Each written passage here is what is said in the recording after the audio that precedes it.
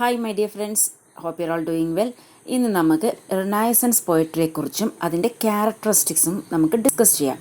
അപ്പോൾ renaissance poetry എന്താണെന്നുള്ളത് നമുക്ക് ഫസ്റ്റ് നോക്കാം. Renaissance poetry emerged during the 14th 17th centuries in Europe, influenced by classical literature, celebrated humanism, individuality, nature and beauty, breaking away from the religious dominance of the Middle Ages. അപ്പോൾ renaissance കവിത poetry 14-17 നൂറ്റാണ്ടുകളിൽ യൂറോപ്പിൽ പ്രാചീന Greek Roman സാഹിത്യത്തിൽ നിന്നുള്ള പ്രചോദനം ഉൾക്കൊണ്ട് മനുഷ്യജീവിതം, സൗന്ദര്യം, പ്രകൃതി, സ്നേഹം എന്നിവയെ ആസ്പദമാക്കിയാണ് രൂപപ്പെട്ടത്. അതുപോലെ നമുക്ക് പറയാം, ഈ renaissance poetry laid the foundation four modern literature. ആധുനിക സാഹിത്യത്തിൻ്റെ അടിത്തറ ഇട്ടത് ഈ റിനൈസൻസ് പോയട്രി ആണ്. ഇനി നമുക്ക് റിനൈസൻസ് പോയട്രിയുടെ ക്യാരക്ടറിസ്റ്റിക്സ് ഡിസ്കസ് ചെയ്യാം. Humanism focused on human experience, individuality and potential. അപ്പോൾ എന്താണ് ഫോക്കസ് ചെയ്തിരിക്കുന്നത്?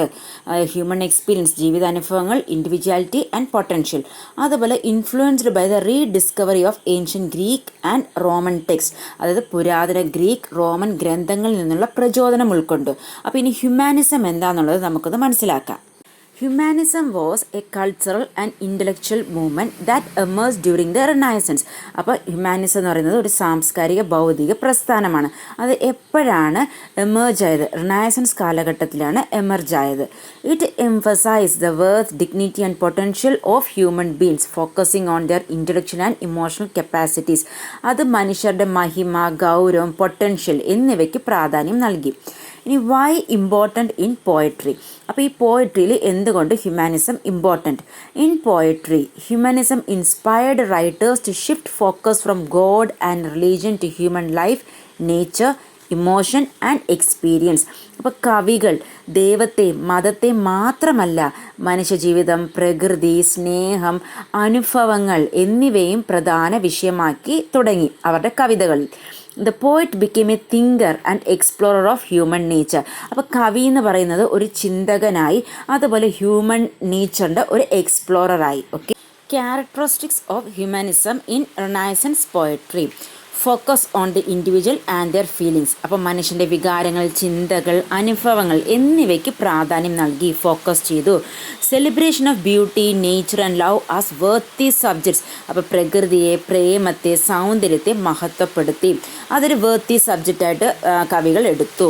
Revival of classical learning, adapting ancient ideas four A modern context. അപ്പോൾ പ്രാചീന ഗ്രീക്ക് റോമൻ സാഹിത്യത്തിൽ നിന്നുള്ള ആശയങ്ങളെ പുതിയ രൂപത്തിൽ അവതരിപ്പിച്ചു. Poetry became a way to explore the depth of human emotion from joy to despair. അപ്പോൾ കവിതയെ മനുഷ്യാനുഭവത്തിൻ്റെ ആഴങ്ങൾ അന്വേഷിക്കുന്ന ഒരു വേദിയാക്കി കവികൾ മാറ്റി. Writers like Shakespeare, Petrarch and Spencer used poetic forms such as sonnets to express personal feelings and contemplate life. അപ്പോൾ Shakespeare, Petrarch, Spencer മുതലായ കവികൾ സൊണറ്റ് പോലുള്ള രൂപങ്ങളിൽ വ്യക്തിപരമായ അനുഭവങ്ങൾ അവതരിപ്പിച്ചു. അപ്പോൾ റിനൈസൻസ് പോയട്രിയുടെ ഒരു ക്യാരക്ടറിസ്റ്റിക് ആയിട്ടുള്ള ഹ്യൂമാനിസത്തിനെ കുറിച്ച് ചുരുക്കത്തിൽ പറയുവാണെങ്കിൽ, ഹ്യൂമാനിസം കവികൾക്ക് പരമ്പരാഗത ആശയങ്ങളും പുതിയ ആശയങ്ങളും ചേർത്ത് കവിതയെ സമൃദ്ധമാക്കാൻ പ്രചോദനമായി തീർന്നു. അതുപോലെ മനുഷ്യൻ്റെ സ്വഭാവത്തെ, ജീവിതത്തെ, വികാരങ്ങളെ ആസ്പദമാക്കിയിട്ടാണ് കവിത ശാശ്വതവും സാർവത്രികമാക്കിയത്. ഓക്കെ, അപ്പോൾ ഹ്യൂമാനിസം ഫോക്കസ് ചെയ്തത് എന്താണ്? On human feelings, ideas and ബ്യൂട്ടിയാണ്. അതുകൊണ്ട് തന്നെ അതിൻ്റെ റിസൾട്ട് എന്താണ്? പോയട്രി, കവിത എന്നുള്ളത് ബിക്കം മോർ പേഴ്സണലായി, ഇമോഷണലും ആയി. ഇനി നമുക്ക് റിനൈസൻസ് പോയട്രിയുടെ അടുത്തൊരു ക്യാരക്ടറിസ്റ്റിക്സ് ആയിട്ടുള്ള ഇമിറ്റേഷൻ ആൻഡ് ഇന്നോവേഷൻ ഡിസ്കസ് ചെയ്യാം. Imitation and innovation. Poets imitated classical forms, odes, epic, sonnets and adapted them to the vernacular. അപ്പോൾ പുരാതന കവിതാരൂപങ്ങൾ, അതായത് ഓഡ്, സോണറ്റ് അനുകരിക്കുകയും പ്രാദേശിക ഭാഷയിൽ അഡാപ്റ്റ് ചെയ്യുകയും ചെയ്തു. In renaissance poetry, imitation and innovation work together to create a rich and distinctive literary tradition. First നമുക്ക് ഇമിറ്റേഷനെ കുറിച്ച് നോക്കാം. Renaissance writers admired and studied ancient Greek and Roman literature. അപ്പോൾ റിനൈസൻസ് കാലത്തെ കവികൾ പ്രാചീന ഗ്രീക്ക് റോമൻ സാഹിത്യത്തിൽ നിന്നുള്ള രൂപങ്ങളും ശൈലികളും ആഴത്തിൽ പഠിച്ചു. They imitated classical forms like odes, epics and sonnets and learned the techniques. The idea was that by imitating the best writers of the past, new writers could master the craft. അപ്പം ഇവിടെ എന്താ സംഭവിച്ചത്? Renaissance കാലത്ത് കവികൾ പ്രാചീന Greek Roman സാഹിത്യത്തിൽ നിന്നുള്ള രൂപങ്ങളും ശൈലികളും ആഴത്തിൽ പഠിക്കുകയും പുരാതന കവികളുടെ, അതായത് ഹോമർ, വെർജിൽ, ഒവിഡ് എന്നിവരുടെ ശൈലി, വിഷയങ്ങൾ, താളം എന്നിവ, അതായത് പ്രാചീനതയെ അനുകരിച്ച് അവർ തങ്ങളുടെ കാവ്യ പരമ്പര ശക്തിപ്പിക്കുകയും ചെയ്തു. അതുപോലെ തന്നെ ഈ പഴയ പ്രാചീന കവികളെ അവരുടെ മാന്ത്രികത പിന്തുടർന്ന് ഈ റിനൈസൻസ് കാലഘട്ടത്തിലെ കവികൾ തങ്ങളുടെ ആ കൗശലം വളർത്തിയെടുത്തു. ഇനി ഇന്നോവേഷനെ കുറിച്ച് നോക്കാം. At the same time, Renaissance poets didn't just copy the old forms blindly, they adapted and transformed these forms to suit their own times and languages. New themes, ideas, and expressions emerged, making poetry relevant to contemporary readers. This balance between learning from the old and creating the new gave Renaissance poetry its vibrancy and originality. അപ്പോൾ എന്താ പറയുന്നത്? കവികൾ പഴയ രൂപങ്ങൾ പകർത്തുക മാത്രമല്ല ചെയ്തത്, അവ മാറ്റിപ്പണിയുകയും ചെയ്തു, അവർ റിഫോം ചെയ്തു. അതുപോലെ പുതിയ ആശയങ്ങളും വിഷയങ്ങളും ചേർത്ത് അതിൻ്റെതായ കാലത്തേക്ക് യോജ്യമായ രൂപാന്തരം വരുത്തി. അപ്പം ഈ മാറ്റം കവിതയ്ക്ക് എന്താ കൊടുത്തത്? വൈബ്രൻസിയും ഒരു ഒറിജിനാലിറ്റിയും, അതായത് ഒരു പുതുമയും ജീവനുള്ളതുമാക്കി കൊടുത്തു കവിതയെ. അപ്പോൾ ചുരുക്കത്തിൽ പറയുവാണെങ്കിൽ ഇമിറ്റേഷനും ഇന്നോവേഷനും എന്നുള്ളത്, ഇമിറ്റേഷൻ എന്ന് പറയുമ്പോൾ ലേണിംഗ് ഫ്രം ദ പാസ്റ്റ്, അതായത് പഴയ സാഹിത്യത്തിൽ നിന്നുള്ള പാഠങ്ങൾ, രൂപങ്ങൾ, താളങ്ങളൊക്കെ പഠിക്കുന്നത്. അതുപോലെ ഇന്നോവേഷൻ എന്ന് പറയുമ്പോൾ നവീകരണം, making it relevant for the present. അപ്പോൾ അതിനെ ആ ഒരു കലാനുസൃതമായി മാറ്റി പുതിയ വിഷയങ്ങൾ, രൂപങ്ങൾ ചേർത്ത് സൃഷ്ടിക്കുക. ഓക്കെ, അപ്പോൾ ഈ imitation and innovation together, this created the power and richness of Renaissance poetry. Renaissance പോയട്രിയുടെ പവറും റിച്ച്നെസ്സും ഈ ഇമിറ്റേഷനും ഇന്നോവേഷനും ചേർത്തപ്പം ക്രിയേറ്റ് ആയി. ഇനി റിനൈസൻസ് പോയട്രിയുടെ വേറൊരു ക്യാരക്ടറിസ്റ്റിക്കാണ് യൂസ് ഓഫ് ന്യൂ ഫോംസ്. നിറയെ ന്യൂ ഫോംസ് ഒക്കെ കൊണ്ടുവന്നു. ദ സോണറ്റ് ഗെയിൻ പോപ്പുലാരിറ്റി, അതായത് പെട്രാക്കിയൻ സോണറ്റും ഷേക്സ്പീരിയൻ സോണറ്റും. അതുപോലെ development of blank verse and lyric poetry. During the Renaissance, poetry witnessed the development and popularization of new forms. Poets experimented with structure, rhyme schemes, and meter inspired by classical literature but tailored to suit their own language and era. അപ്പോൾ during renaissance കാലത്ത് കവിതയിൽ പുതിയ രൂപങ്ങൾ അവതരിപ്പിക്കപ്പെട്ടു. കവികൾ പ്രാചീന സാഹിത്യത്തിൽ നിന്നും പ്രചോദനം ഉൾക്കൊണ്ട് തങ്ങളുടെ ഭാഷയ്ക്കും കാലത്തിനും അനുയോജ്യമായ രീതികൾ പരീക്ഷിച്ചു. Why new forms? The rediscovery of ancient texts inspired writers to try new ways of expressing ideas. The rise of national languages like English encouraged the shaping of unique poetic forms. Humanist ideals promoted creativity, individuality and innovation. അപ്പോൾ പ്രാചീന ഗ്രന്ഥങ്ങളുടെ പുനർ അവലോകനം പുതിയ കവിതാരൂപങ്ങൾക്ക് വഴിതെളിച്ചു. ദേശീയ ഭാഷകൾ പ്രാധാന്യമായി വരുന്നതോടുകൂടി തനതായ രൂപങ്ങളിൽ കവിത എഴുതാൻ കവികൾ തുടങ്ങി. അതുപോലെ ഹ്യൂമനിസ്റ്റ് ഐഡിയൽസ് എന്താ പ്രൊമോട്ട് ചെയ്തത്? ക്രിയേറ്റിവിറ്റിയും ഇൻഡിവിജ്വാലിറ്റിയും അതുപോലെ ഇന്നോവേഷനും. റിനൈസൻസ് കാലഘട്ടത്തിലെ ന്യൂ ഫോംസും ടെക്നിക്സും എന്തൊക്കെയായിരുന്നു? സൊണറ്റ്, അതുപോലെ ബ്ലാങ്ക് വേഴ്സ്, പിന്നെ ലിറിക് കവിതകൾ. ലിറിക്കൽ കവിത എന്ന് പറയുമ്പോൾ ചെറു കവിതകൾ വ്യക്തിപരമായ വികാരങ്ങളും അനുഭവങ്ങളും പ്രതിപാദിക്കുന്നതാണ് ലിറിക് കവിതകൾ. അതുപോലെ പാസ്റ്ററൽ പോയട്രി, അതായത് പ്രകൃതിയും ഗ്രാമജീവിതത്തെയും പ്രധാന വിഷയമാക്കുന്നതാണ് ഈ പാസ്റ്ററൽ പോയട്രി.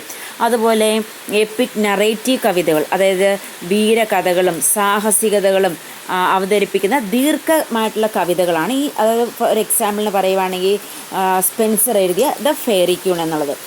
ഈ ന്യൂ ഫോംസ് എല്ലാം റിനൈസൻസ് പോയട്രിയിൽ ഉൾപ്പെടുത്തിയപ്പം എന്താ സംഭവിച്ചതെന്ന് ചോദിച്ചു കഴിഞ്ഞാൽ റിസൾട്ട് ഒരു റിച്ച്നെസ്സും ടൈംലെസ് ബ്യൂട്ടിയും നൽകി കവിതകൾക്ക്. അതുപോലെ പ്രാചീന സാഹിത്യ പരമ്പരയും ആധുനിക ആശയങ്ങളെയും ഒരുമിച്ച് ചേർത്ത് ഒരു പുതിയ കവിതാലോകം സൃഷ്ടിക്കാനും സഹായിച്ചു. ഇനി റിനൈസൻസ് പോയട്രിയുടെ തീംസ് എന്താണെന്ന് ചോദിച്ചു കഴിഞ്ഞാൽ love, nature, beauty, immortality and moral reflection.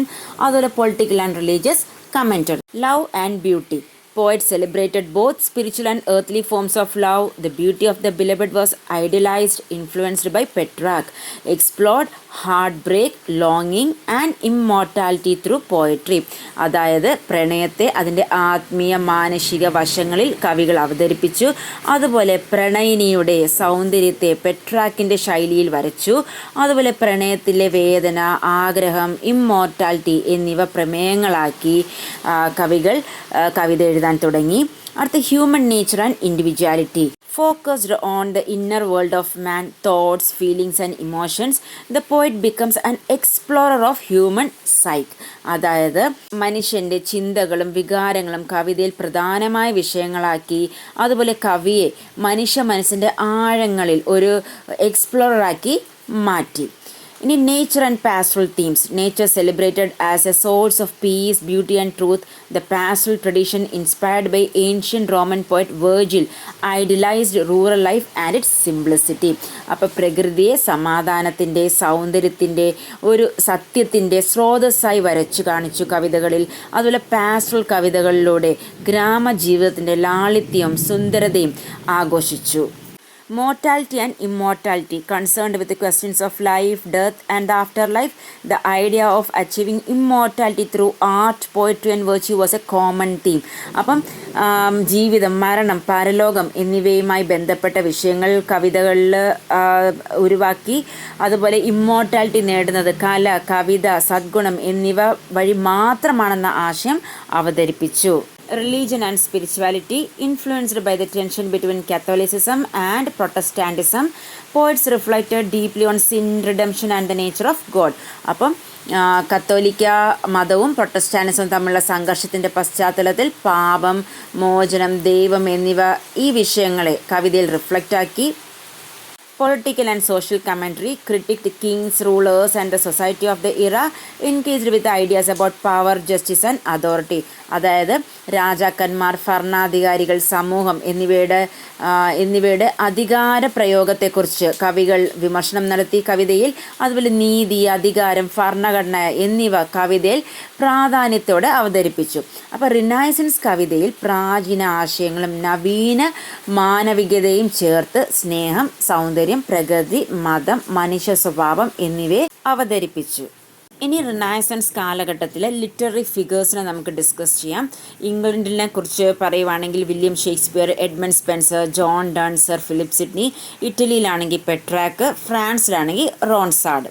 Sir Thomas Wyatt introduce a sonnet form to England inspired by Petrarch. അപ്പം സോണറ്റ് ഫോം ഇംഗ്ലണ്ടിലോട്ട് പരിചയപ്പെടുത്തി. അതുപോലെ എവിടെ നിന്നാണ് പ്രചോദനം കിട്ടിയത്? പെട്രാക്കിൽ നിന്നാണ് പ്രചോദനം കിട്ടിയത്. ക്രിയേറ്റഡ് സോണറ്റ്സ് എന്തൊക്കെയാണ് ഫോക്കസ് ചെയ്തത്? ലവ്, ബിട്രയൽ, കോട്ട്ലി എക്സ്പീരിയൻസ്, അതായത് പ്രണയത്തെ, വഞ്ചനയെ, പ്രഭു സാമ്രാജ്യത്തിലെ അനുഭവങ്ങളെയൊക്കെ അവതരിപ്പിച്ചു. Brought and Italian lyric style to English poetry. ഇംഗ്ലീഷ് പോയട്രിയിലോട്ട് ഒരു ഇറ്റാലിയൻ ലിറിക് സ്റ്റൈൽ കൊണ്ടുവന്നു. ഇനി അടുത്ത Henry Howard, Earl of Surrey, develop the use of blank verse develop ചെയ്തത് അദ്ദേഹമാണ്. അതുപോലെ influence later writers like Shakespeare and Milton. അപ്പോൾ ഷേക്സ്പിയറിനെയും മിൽട്ടണെയും എന്നിവർക്കുള്ള ഒരു പ്രചോദനമായിരുന്നു ഹെൻറി ഹൊവാർഡ്. അതുപോലെ created A smoother, more flexible poetic form. ഒരു നല്ല സ്മൂത്ത് ആയിട്ടുള്ള ഒരു ഫ്ലെക്സിബിൾ ആയിട്ടുള്ള ഒരു പോയറ്റിക് ഫോം ക്രിയേറ്റ് ചെയ്തത് ഹെൻറി ഹൊവാർഡാണ്. Edmund Spenser created the Spenserian stanza. അപ്പം ഒരു പുതിയ ഫോം അവതരിപ്പിച്ചു, Spenserian stanza. Authored the Faerie Queene and allegorical epic that blended mythology, romance and virtue. അപ്പോൾ ഫെയറി ക്യൂണിലൂടെ ഒരു പുരാണ, സാഹസിക, ധാർമ്മികത എന്നിവ ചേർത്ത് അവതരിപ്പിച്ചു. Celebrated ideas of beauty, virtue and nationhood. അപ്പോൾ അദ്ദേഹത്തിൻ്റെ കവിതകൾ എന്തിനെക്കുറിച്ചൊക്കെയായിരുന്നു പ്രതിപാദിച്ചത്? Beauty, virtue and nationhood. ഇനി അടുത്ത ഒരു കവിയാണ് sir Philip Sydney. Renowned for Astrophil and Stella, one of the first and best sonnet sequences in English. അപ്പോൾ ഈ ഒരു സൊണറ്റ് സമാഹാരത്തിലൂടെ പ്രണയവും വികാരങ്ങളും അവതരിപ്പിച്ചു. Advocated for the role of poetry in society in apology for poetry. അതായത് അപ്പോളജി ഫോർ പോയട്രി എന്ന രചനയിലൂടെ കവിതയുടെ റോള് അല്ലെങ്കിൽ മഹത്വത്തെക്കുറിച്ച് പറഞ്ഞു. Explore themes of love, emotion and intellect. എന്തൊക്കെ തീംസാണ് എക്സ്പ്ലോർ ചെയ്തത് അദ്ദേഹത്തിൻ്റെ കവിതകൾ? Love, emotion and intellect. ഇനി അടുത്ത ഒരു കവിയാണ് William Shakespeare. Mastered the English sonnet, അതായത് ഇംഗ്ലീഷ് സോണറ്റിൻ്റെ രൂപം മാറ്റിയത് നമ്മുടെ വില്യം ഷേക്സ്പിയർ ആണ്. Explored profound themes like love, immortality, nature and mortality. അപ്പം എന്തിനെയൊക്കെ ആസ്പദമാക്കിയാണ് എഴുതിയത്? Love, immortality, nature and mortality എന്നിവയെക്കുറിച്ചാണ്. Created some of the finest lyric poetry and sonnets in the languages.